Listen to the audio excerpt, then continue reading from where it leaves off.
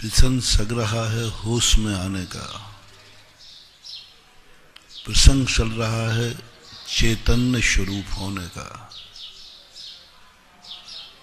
व्यक्ति को हमें ये सोचना है कोई हमें बेहोश न कर दे, हम बेहोश ना हो जाएं। एक जागृति और एक चेतनता जैन दर्शन का मूल सूत्र है। मरते समय भी कहा जाता है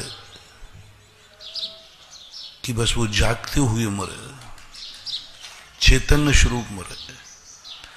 सबसे पहले पूछा जाता है मरण के समय,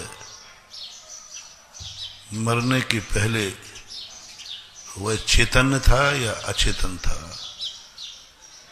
होश में था या बेहोशी में था। बस ये इतना बड़ा सूत्र है। होश में मरो, जागते हुए मरो, मरण के साक्षी बनो। मरने के पहले ही बेहोश हो गया,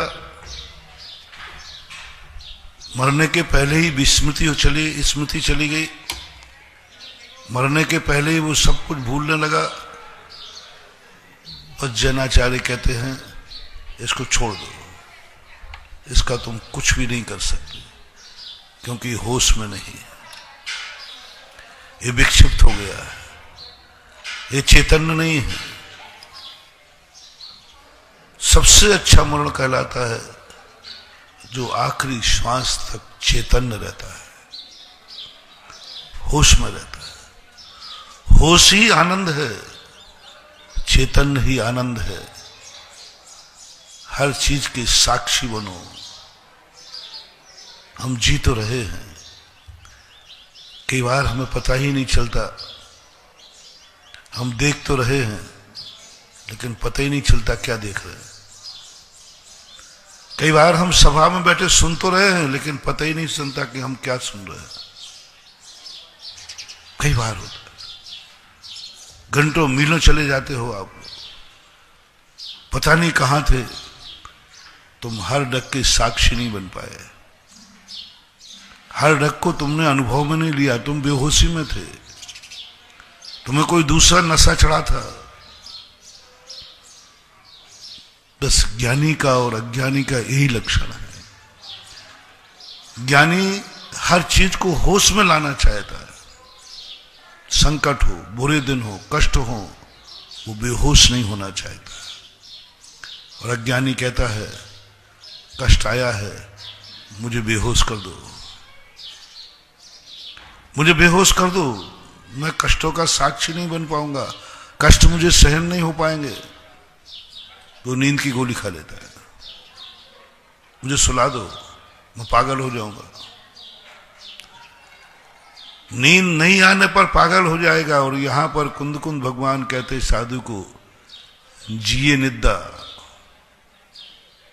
वो निद्रा को जीतने का प्रयास करता है। वो चाहता है कि मैं जागता रहूं, मैं जागते हुए सोऊं, मैं सोने का भी साक्षी बनूं, मैं सो रहा हूं। धीरे धीरे इतनी बड़ी साधना कराते हैं जैनाचार्य, तुम खुद अपने हर कष्ट की साक्षी बनो, हर कष्ट के साथ। और एक दिन ऐसा हो जाए, तुम इसकी साधना करो, तुम्हारी अर्थी तुम्हारे कंधों पर निकल रही है, तुम अपनी खुद की अर्थी के सामने से आगे आगे चलते जाओ, कहते जाओ अरहंत नाम सत्य है, राम नाम अर्थी किसकी है? गा कौन रहा है? बस इसी का नाम समाधि है। इसके लिए पूज्यवर शुभचंद आचार्य महाराज ने ना जाने कितने बार मारा, मर तू। शुभचंद आचार्य मरने की साधना कर, मर तू, बहुत बार मर, अपने आप को मरता देख, अपने शरीर को जलता देख, अपने शरीर की राख उड़ती देख, अपने शरीर को भीगता हुआ देख। गजब कर दिया उन्होंने। जिस शरीर के लिए दुनिया मरती है, शुभचंद आचार्य कहते इसको मिटता हुआ देख, बनता हुआ नहीं, मिटता हुआ देख। संसार को बनता हुआ नहीं, संसार को मिटता हुआ देख। सारा संसार मिट रहा है, सब कुछ खत्म हो गया, खाक हो गया, हम अकेले बचे।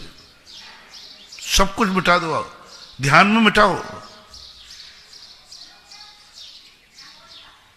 प्रकृति तो बाद में मिटाएगी। प्रलय में आग लगी चारों तरफ, इस सारी दुनिया को हजारों बार आग में झुलझाया शुभचंद महाराज। देखो, आंख बंद करो, ध्यान करो, सारी दुनिया आग में जल के भस्म हो रही है। मिटते हुए देखो वैराग्य। कबीर बैरागी थे।